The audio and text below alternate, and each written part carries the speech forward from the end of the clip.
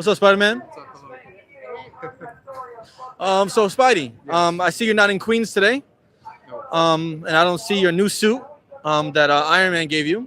So I want to know, why did you come to the No Kings protest today? I came to the No Kings protest for several reasons. One, for the people.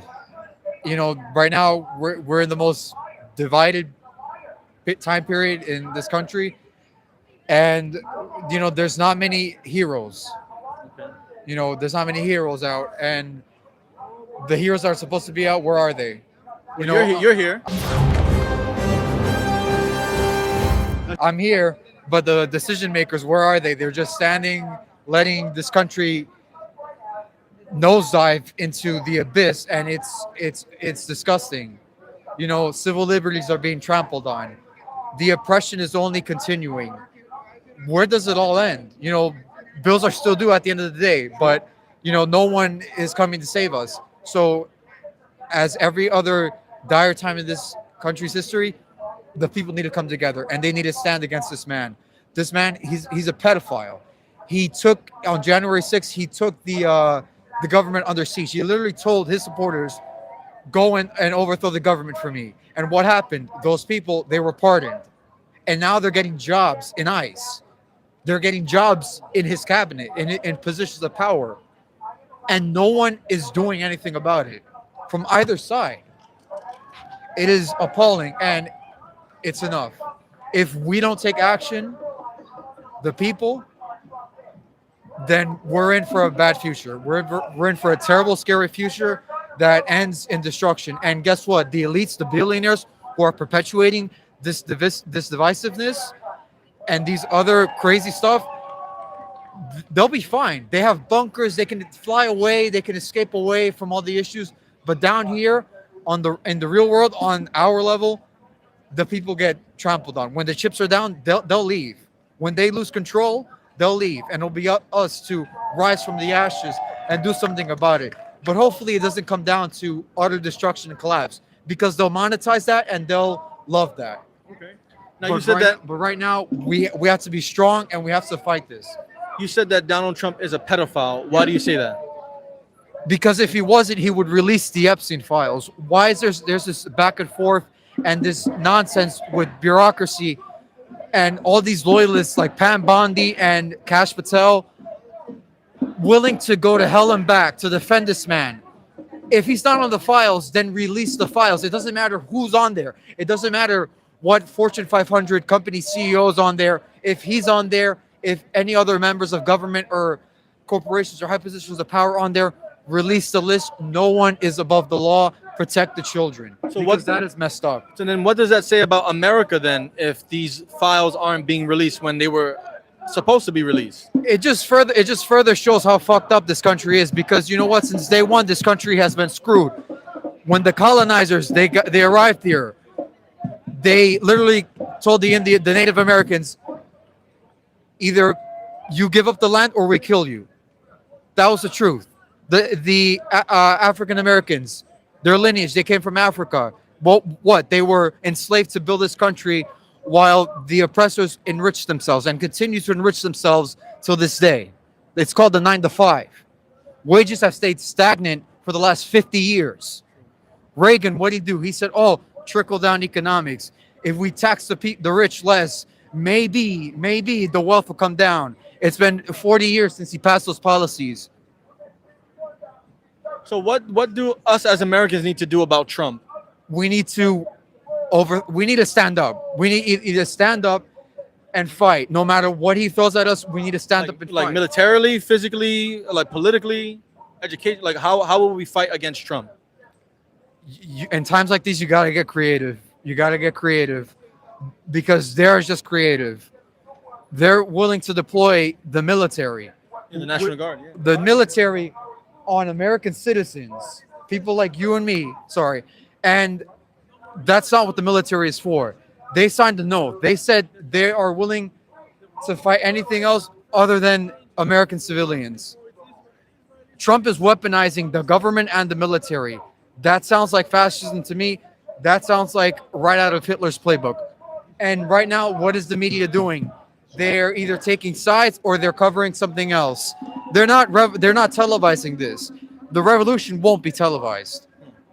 What do you think about the union between Trump and Netanyahu, United States and Israel? I think it,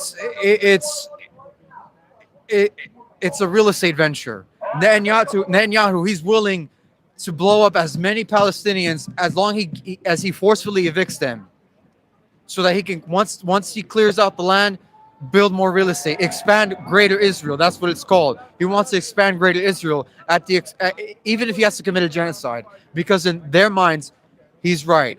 Since the early '90s, he's been saying, Iran is X amount of time away from having a nuclear weapon. Like, I saw that every 10 years or 6 years they had, but then they never had shown any sign of having a nuclear weapon.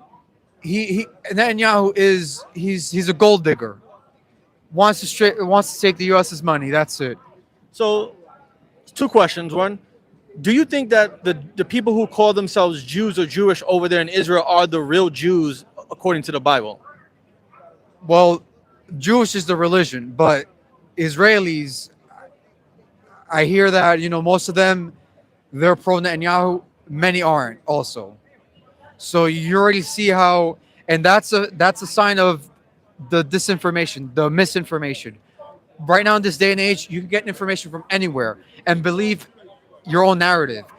These algorithms, they buy into your narrative. If you listen to a lot of whoever, they'll send the narratives by your way. But the one key skill that someone needs in times like these is to be able to filter out and mitigate what is real and what is BS. Okay. Because right now, Fox News, they stand there and they get so much viewership, and they profit and off of this problem that this country is facing. So many people, on Fox News, they stand there and they pump out all these lies and people eat it up. The pro-Trumps, the MAGAs, the conservatives, they all eat that up and they believe this nonsense. So I know Meanwhile, they're getting screwed over by a lot of these things. It's just that they're having a tough time realizing and admitting that. So I know that American tax dollars go to funding Israel's agenda. What can Americans do about their tax dollars being sent there? Should everyone just stop paying taxes? Well, that's one way to do it, because they can't throw everyone in jail. There's how many millions of taxpayers? They can build a lot of jails though. But are you willing to give up your liberty to go to jail? Not everything that is a law is in good faith. Segregation, that was legalized, but was it good? No. Slavery, that was legalized, but was it good? Absolutely not. Absolutely not. ICE, they're separating families. Is that legal? In the eyes of the law, yes. But in morale, absolutely not. Absolutely not. There are better ways to deal with the issues that we're facing. So then, There's more legitimate issues that our nation and world are facing. So do you think protests like this, then, if you can scan the crowd, do you think protests like this is actually helping us change what we want, the direction of where we want America to go?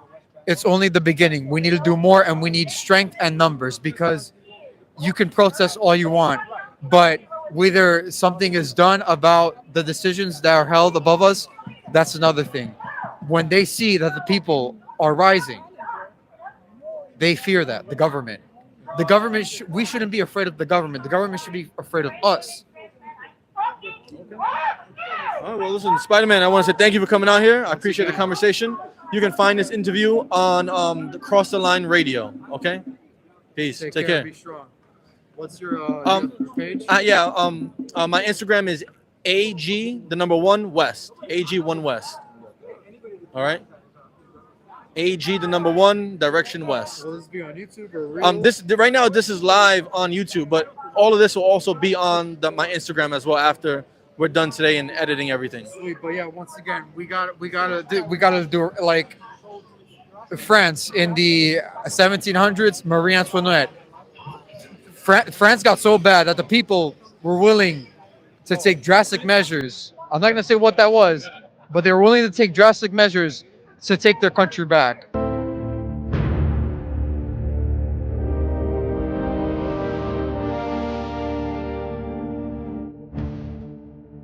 What do we do, Cap? We fight.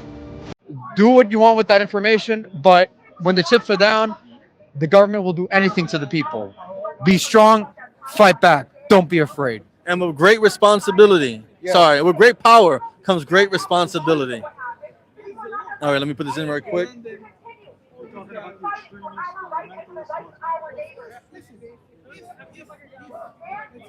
Most of the countries in Europe, That's me. they've already experienced what we are experiencing right now just a long time ago, very long time ago. French Revolution. England, how many times have they rioted, protested? People are afraid. That's the one thing that I'm noticing is that a lot of people right now, they're afraid. They're afraid of ICE. They're afraid of military being deployed. They're afraid of so many things. That's just fear mongering. Think about this. If you're willing to stand beside and let Trump and all of the clowns like him on both sides of the spectrum, Democrat, Republican, do whatever they want, we're in for some real problems. Think about the future because, tomorrow never dies. We'll still be here.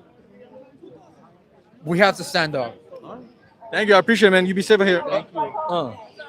Thank you. Thank you. Peter Parker was cool,